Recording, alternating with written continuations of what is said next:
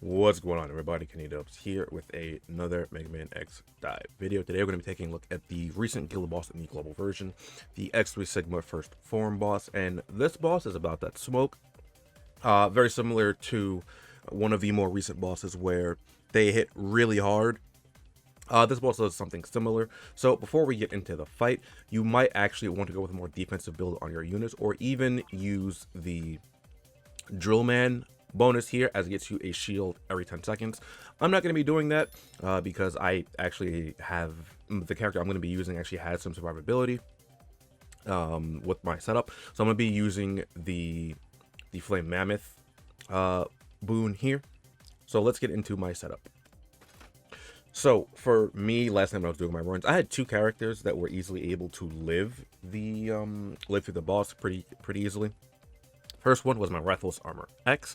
My Rathless Armor X isn't fully built, however, though I did have the Elite Hunters set up on him, right here like this. So I had a lot of just innate defense because of that. I also use the melee adaptability modifier chip on his skill so that I take 20% less damage when using a melee weapon, because that's primarily what I'm going to be using this raid.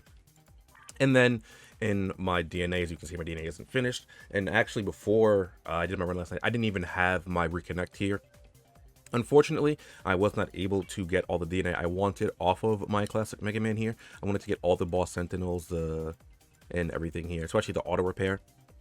Like, this stuff isn't needed for this stage in particular, but I want this here anyway, so I figured I might as well try it last night. Unfortunately, I didn't get everything here.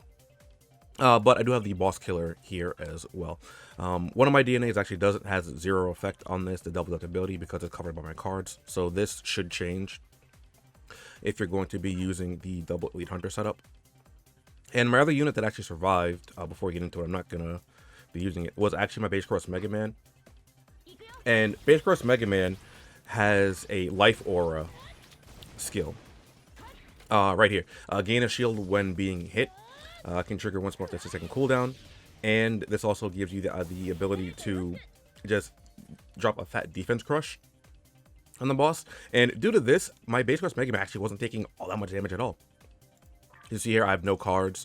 He has no DNA yet, but yeah, just the survivability of having the shield there was really good. So another character you can use aside from Base Cross Mega Man, you can use Via probably pretty effectively and survive there, because Via has a shield on one of his passives here. I think it's here.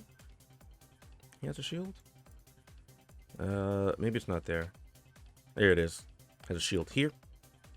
And obviously other characters as well that are more defensive, like Aiko has a shield here, which is pretty useful. And then Dax has shield and he has healing, so he'll be another good unit to use for this as well if you're having trouble staying alive.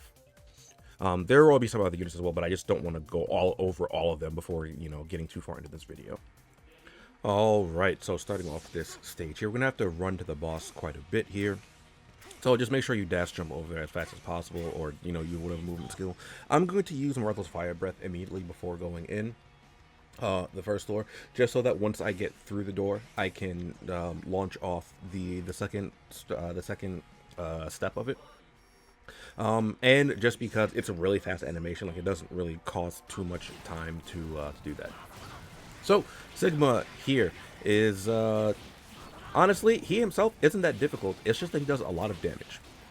And a big reason that I'm able to survive so long with my Rathless Armor X, aside from the loadout I have on him, is the fact that the Monster Hunter Sword heals for a lot. As you saw right there, it heals for about 2,300 points of damage, which is huge, because like, you see the damage I'm taking versus the damage I'm healing, because by the time I get around to needing to heal again, I can basically heal up, like, I gain a little bit of health each time, about each time I do it, right? Assuming I'm walking into his attacks. Now, his most annoying attack is that dash attack, because it's very similar to Bite's dash attack, right? Where he will dash, command grab you, then throw you to the ceiling. And that wastes your time, and, that's just a pain, because it also immobilizes you while he's doing that. That's really the only attack you have to watch out for. When he's doing this barrage, when he throws his shield, I think he's gonna do it right now. He doesn't do it right. Yeah, right here. You can stand like right next to him and be okay. It's kind of hard to see where I am just because of all the effects going on, the fire effects and my dash slashing. But dash slashing is very, very good here to do when you have a melee weapon. It's good to do kind of in general, but I think it's really good to do here, especially with the Monster Hunter Sword because you get so much healing just from hitting the boss. Now, unfortunately, I didn't actually get to toy around with using the bite chip for this, because that might work out a bit better than the Mega Scorpio chip. Though I do know the Mega Scorpio chip has the same properties as the melee weapon, so I believe that the Mega Scorpio chip can potentially proc the heal for me as well. But the bite chip, at least I think I'm thinking of the right chip. The bite chip for melee weapons, each time you get hit, it gives you a stackable attack buff. So that's why I kind of wanted to test that. Unfortunately, I don't get a very high score during this. I get just under 4 million. But, I mean, that's okay considering my RF Plus Armor X isn't fully built. And I kind of just really more so wanted to show, you know, this fight. And even with my healing and such right there, you can see that I'm still quite low on HP towards the end of this fight here. Alright, so that's it for my run. This boss, like I said, this boss is about that smoke and wants to make sure you put in the ground. So just to, you know, just be sure that you can build a bit more defensively for this raid. I feel like some characters are gonna have a harder time, even though they're good for raids. It might be a bit harder for them to, you know, reach their potential damage that you want them to hit due to how hard this raid boss can hit. Though I think a lot of it can be kind of remedied with this drill man effect here. So just be wary of that and you know, what you're gonna end up bringing. Because the Monster Hunter Sword is really, really good versus bosses, and it has healing, which is, you know, a large part of the reason why my Reckless Armor X was able to survive as long as he did. Anyway, hopefully this video helped some of you out. If it did, be sure to like, comment, and subscribe to the channel as we go, show me enjoy the content.